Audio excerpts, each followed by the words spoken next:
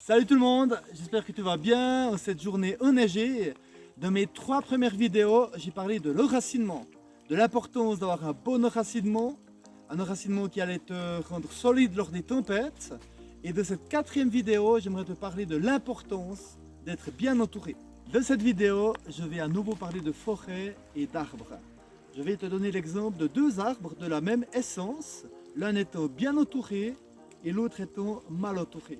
Dieu souhaite ta croissance et Dieu va tout faire pour que tu grandisses le mieux possible et que ton bois, ou plutôt ton potentiel, puisse venir à maturité. Par contre, Dieu va utiliser des êtres humains pour t'aider à bien croître.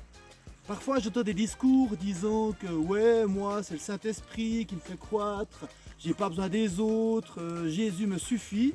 Et j'aimerais dire que oui et non. Oui, c'est Jésus qui va te faire croître, qui te donne la force. Sans le Saint-Esprit, on ne serait même pas vivant.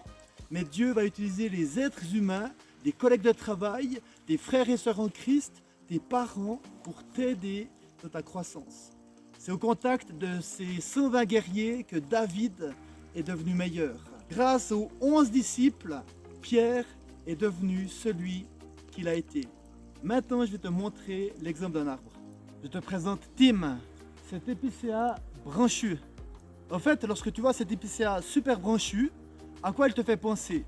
Alors, il me fait penser à un pique-nique entre amis, il me fait penser à un pâturage, mais si tu l'observes de près, tu vois qu'il a beaucoup de branches. Cet arbre est peu élancé et il s'est développé en largeur. En fait, il a tellement eu peu de concurrence de façon latérale qu'il a eu tout le loisir de se développer. Et malheureusement, dessous chaque branche, il y a un nœud. Et ces nœuds vont altérer la qualité du bois. Concrètement, ce bois va finir pour du bois de feu ou des cagettes de fruits à la Migros.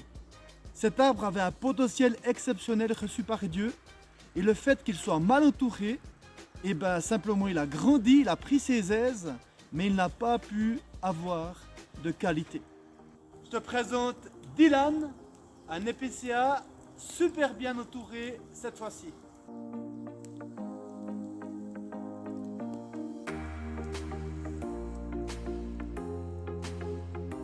Cet épicéa que tu viens de voir, Dylan, c'est la même essence que l'épicéa de tout à l'heure.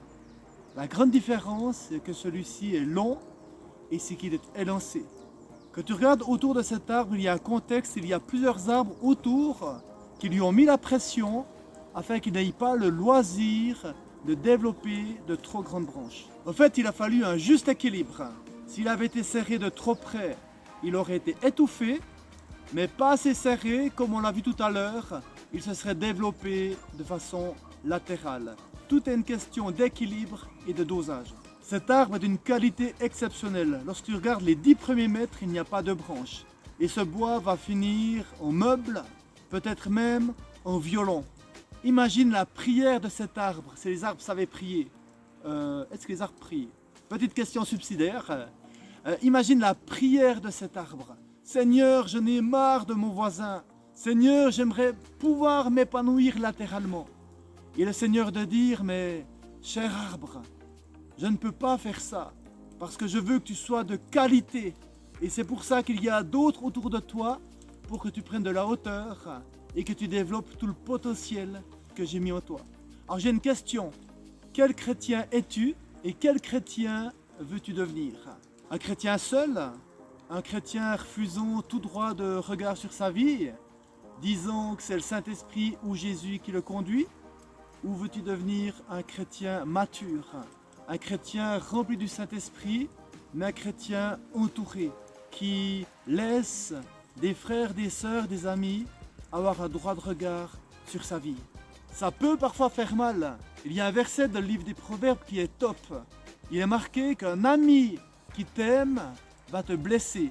Ou plutôt les blessures d'un ami prouvent son amour.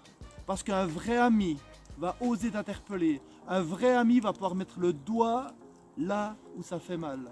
Et parfois ça fait mal. Parfois ça saigne. Mais c'est de quoi on peut soigner.